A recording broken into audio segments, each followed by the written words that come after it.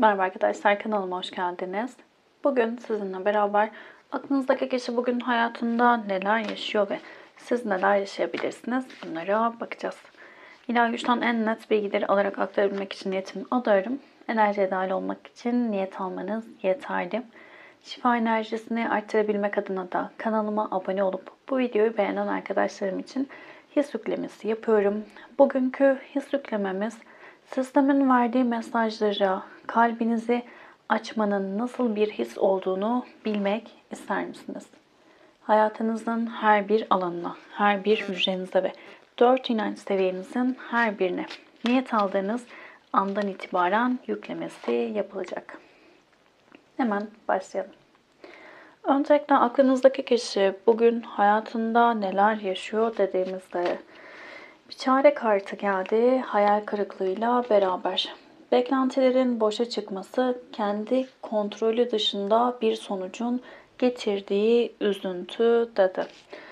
Yılan metaforu olarak geliyor sinsi olan, can yakıcı sözler sarf eden, ara bozucu olan kimse. Şimdi kendini çaresiz hissettiği bir sürecin içerisinde olduğunu söyleyebiliriz aklınızdaki kişinin bugünün enerjisinde.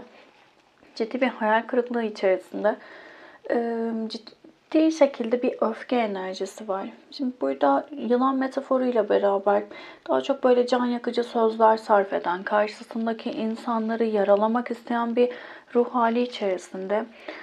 Bu da daha çok bu zamana kadar yaptığı şeylerin karşılığını alamadığını ve haksızlığa uğradığını düşünen bir aklınızdaki kişi var. Böyle olduğunu söylemiyorum ama böyle hissediyor. Buradaki öfke de sevgisizlikten kaynaklı bir öfke durumu var. Öfke genel olarak baktığımızda da çocukluktan itibaren alınamayan o sevgi, değersiz hissettirilme durumları, kişilerin kendi iç dünyasındaki o sevgisizlikten kaynaklı, bunu alamamaktan kaynaklı oluşan o duyguyu karşısındaki insanlara yansıtma isteğidir. Bugünün enerjisinde de aklınızdaki kişide daha çok bu var diyebiliriz. Öfkeyi fazlasıyla hisseden enerji de geliyor aklınızdaki kişi. Ve çaresizlik hissediyor. Çünkü şu an bir ruhsal uyku durumu içerisinde. Sürekli aynı döngülerden geçiyor ama neyi neden yaşadığını fark edemiyor. Çünkü bunu sorgulamaktansa daha çok karşısındaki insanları suçlamaya yönelik bir enerji içerisinde geliyor aklınızdaki kişi. O yüzden de gerçekleri göremeyen, daha çok sorunun karşısındaki insanlardan kaynaklı olduğunu düşünüp onlarla ilgili değerlendirme yapmayı daha kolay gören bir aklınızdaki kişi var. Ki bunu sürekli aynı şeyleri yaşıyor olabilir. Sürekli aynı döngülerden geçen bir kişi olabilir aklınızdaki kişi ve bugün de bunu daha çok böyle hissedecek diyebiliriz. Şimdi aktif enerjiler nasıl? Bugün daha çok neleri hissedecek hayatında dediğimizde. Ciddi bir ikilem içerisinde olacak. Kararsız olduğu bir sürecin içerisinde olacak. Şimdi değnek yedilisiyle beraber değnek yedilisi üçüncü kişilerin çıkardığı sorunlarla mücadele etme, başkalarıyla mücadele etme durumundan bahseder bize. Özellikle tılsım dokuzlusuyla. Şimdi tılsım dokuzlusu benim gözümde sürekli takip eden arkadaşlar bilir. İmparatoriçe enerjisidir. Kendi durumunuza göre alın. Şimdi buradaki kişi maddi manevi birçok şeyi halletmiş, tamamlanma aşamasına doğru geçmiş, kendi hayatında belli bir düzeni oturtmuş ve aslında bir bakıma mutlu olan bir kişiyi yansıtır. Ama bir mutsuzluk, düzeltiyorum, bir yalnızlık enerjisi de vardır. Yani burada ne kadar bir şeyleri oturtsa da bir yalnız olma ya da yalnızlıkla ilgili bir durumu vardır bu kişinin. Şimdi bazen de hayat arkadaşını bulma süreçlerinden bahseder. Aklınızdaki kişi bu kişiyle ilgili dediğim gibi kendi durumunuza göre alın. Bu kendini tamamlamış bir kadın da olabilir, kendini tamamlamış bir erkek de olabilir. Burada bu kişiyle ilgili üçüncü kişilerin çıkardığı sorunlarla mücadele eden ve bu yüzden de kafası karışan bir enerji olarak geliyor aklınızdaki kişi. İkilemleri var. Neyi nasıl yapacağını çok net bilemeyen, nasıl karar vermesi gerektiğini bilemeyen enerjilerde.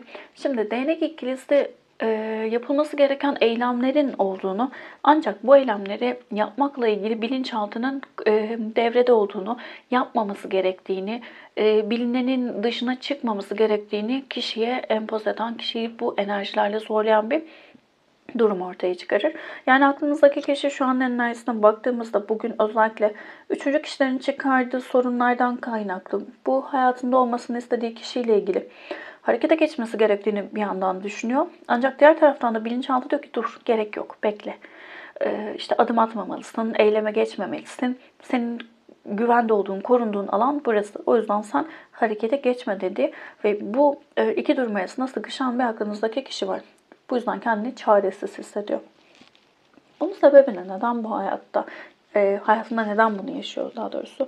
Şimdi burada yakın geçmişte bazı başlangıçlarla ilgili fırsatlar eline geçmiş olabilir aklınızdaki kişinin. Sistemin de desteklediği yeni bir başlangıç ya da ilişkide daha samimi, daha böyle sıcak enerjilerin oluşması adına adımlar atılması ile ilgili güzel fırsatlar eline geçmiş olabilir. Ancak bu kişi kendiyle o kadar büyük bir savaş içerisinde ki örneğin mutlu olmaya kendini layık görmüyor olabilir. Beraberliği içerisinde, o mutluluğun içerisinde sürekli işte karşı tarafa sorunlar çıkaran, ilişkin içerisinde sorunlar çıkaran bir yapıda biri olabilir. Hem ilişkin içerisinde karşısındaki kişiye değer verdiği kişiyle savaşan bir enerji oluşturmuş olabilir. Ya da kendisiyle sürekli savaşan bir durumun içerisinde olmuş olabilir. Burada öğrenmiş olduğu bir durumla beraber özellikle yakın geçmişte öğrendiği şeyler ya da emek vermekle ilgili bazı sıkıntılı durumların içerisinde kaldığı için sorunlar ortaya çıkmış diyebiliriz. Bir kart alacağım buraya. Değnek şövalyesi geldi. Değnek şövalyesi sabırsızlıktan bahseder. Bazen böyle fırtınalı dönemlere girişten bahseder. Arzuyla hızlanan ilişkilerden bahseder. Özellikle bu ilişki içerisinde bazı şeylerin daha hızlı olması istenmiş olabilir. Nasıl söyleyelim? İşte örneğin kişinin hayatındaki kişi, aklınızdaki kişinin hayatındaki kişi artık hani ilişki daha böyle görünür olsun ya da daha ailelerimiz tanısın, daha üst seviyeye taşınsın gibi isteklerde bulunmuş olabilir. Ancak aklınızdaki kişi bununla ilgili ya da bu kişiden emek vermesi istenmiş olabilir ama aklınızdaki kişinin emek vermekle ilgili çok ciddi sıkıntıları olabilir. İlişkinin içerisinde var olmak, kendini göstermektense daha çok böyle uyumlu, ılımlı enerjilerdense kavga etme, enerjiyi böyle farklı bir tarafa çekme gibi bir durumu olmuş olabilir. Bu daha doğrusu yani en net olarak konuşamadım. En net olarak kendiyle savaşı, öyle bir savaşın içerisindeymiş ki kendiyle ne olursa olsun o savaşta zaten kazanan olmayacağı belliymiş ve bu ilişkide bu sorunları ortaya çıkarmış. Şimdi bu durumun yakın gelecekteki yansıması nasıl olacak aklınızdaki kişiye dediğimizde? Aslan adam, tılsım kralı ve tılsım dörtlüsü geldi. Şimdi aslan adam biraz böyle sessizlikten bahseder, sakin enerjilere geçişten bahseder bize.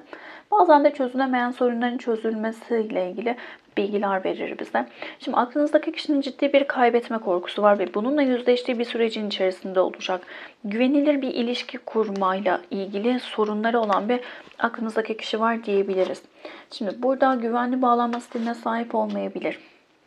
O yüzden kaybetme korkusunun fazlasıyla hisseden, yaşayan biri olabilir aklınızdaki kişi. Bu kişiler ya ilişkinin içerisinde çok fazla tutunamayıp kendileri ilişkiden kaçarlar ya da hayatındaki kişiye öyle bir enerji yönlendirir ki, öyle sorunlar oluşturur ki hayatındaki kişinin onu bırakıp gitmesi için bir zemin hazırlarlar bilinçsizce. O yüzden böyle bir durumun içerisinde olacak diyebiliriz. Ve şu anki enerjisi de bu yüzden de diyebiliriz açıkçası. Kaybetme korkusunun fazlasıyla yaşayan bir kişi olarak geliyor ve yakın gelecekte de bunu fazlasıyla hissetmeye devam edecek. Güvenilir bir ilişki içerisinde olma isteği olsa da bunu çözmekle ilgili bir savaşın içerisine girecek diyebiliriz. Şimdi burada yılan kartı iki kartta geldiği için ilişkinin içerisinde üçüncü kişilerin zaten müdahale ettiği çıktı. Şimdi bu ilişkiye etki eden üçüncü kişiler, arayı bozan kişiler, arabulucu kişiler işte ya da böyle çok negatif konuşmalar, birbirini yaralayıcı sözlerin çok aktif olduğu bir ilişki olarak görünüyor burada. Daha çok ama üçüncü kişilerin varlığı diyebiliriz burada. Bu kişilerin ilişkinin güvenilir ya da sağlam olması ile ilgili çok ciddi zararlar verdiği bir sürecin içerisinden geçiliyor. Şu an enerjisinde de bu var. Ani bazı beklenmedik gelişmelerle beraber buradaki enerji değişecek diyebiliriz. Bir kart daha alalım buraya. Evet. Meryem Ana kartı geldi. Şefkatle sevmek, anne olan veya olgun bir dişil enerji, annelik içgüdüsü, beslemek dedi. Şimdi burada çok ani bazı olaylar gelişerek aslında karşısındaki kişinin ne kadar böyle merhametli, iyi olduğu, arabulucu kişilerin yapmaya çalıştığı şeyin farkına vardığı bir sürece doğru kendini girmiş olarak görecek aklınızdaki kişi diyebiliriz. Şimdi burada çok net şöyle bir durum var. Aklınızdaki kişinin kaybetme korkusu, güvenle ilgili sorunlar yaşaması, ilişkinin içerisinde tam olarak kalpten kendini verememesi ve bu ilişkinin içerisinde olamaması anlamına geliyor. Bu tür korkuları olan kişiler zaten hayatlarına aldıkları kişi ne kadar harika da olsa o korkuyu yaşadıkları için tekrar sıkıntılı süreçlerden geçeceklerini bilinçaltı düşündüğü ve böyle olacağını yansıttığı için hayatına biraz sıkıntılı bir durumun içerisinden geçiyor diyebilirim. Yani bu sizin yapmış olduğunuz bir şey gibi düşünmeyin. Cümleyi kuramadım. Daha çok böyle kendi bilinçaltındaki o olumsuz kodlamalarla yüzleşen, bunlarla savaşan bir aklınızdaki kişi var. Umarım açıklayıcı olmuştur. Şimdi 1, 2 ve 3 olarak kart seçin lütfen. Bugün sizi neler bekliyor? Buna bakalım. His yüklemesi için de kanalıma abone olup bu videoyu beğenmeniz yeterli olacak. Sisteme verdiği mesajları algılayabilmek, kalbinizde hissedebilmek ister misiniz? Şimdi peri mesajı ve bir tane de olumlama kartı alalım bugün için. Bugünün peri mesajı bilgi ağacı kartı geldi. Bu orman perisi mevcut durumunuzda gezinmenize yardımcı olacaktır. Flütü çıkardığı seslerle içgörüleri ve cevapları ortaya çıkarabilir dedi. Sistemin verdiği mesajları almaya kalbinizi açın. Olmuyor zannediyorsun ama yolu yarıladın bile. Şimdi her an bir gökkuşağı çıkabilir. Her an tüm evren senin müziğinle dans edebilir. Hayat seni şaşırtmayı ve yüzüne küçük bir gülümseme bırakmayı seviyor. Sen de biliyorsun ki senin gülümsemen tüm karanlıkları aydınlatıyor. Şimdi hazırsan gülümseten bir haberle yolların kesişmek üzere. Sanırım 2 ya da 3 açılımdır bu desteği kullandığımda hep aynı kart geliyor. Güzel haberler gelecek, inanıyorum. Bugünün olumlaması, kendi hayatımın mimarı benim, hayatımın temelini ben oluşturuyorum ve içinin nasıl dolacağını ben seçiyorum. Bugünün olumlaması. Şimdi bir seçen arkadaşlarım, bugünün enerjisinde sizi neler bekliyor? Özlem, çaba kartıyla beraber ulaşmak istediği amaç uğrunda uğraş ve çabaya girmek, çok çalışmak, emek vermek, inançları uğrunda mücadele etmek dedi. Şimdi kupa altılısı özlem duymaktan, melankolik duygulardan ve çocukluk süreçlerinden bahseder bize.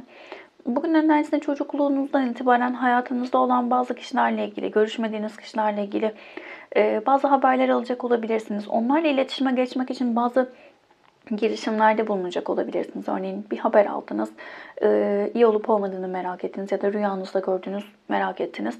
İletişim kurmakla ilgili bir çaba içerisine girebilirsiniz.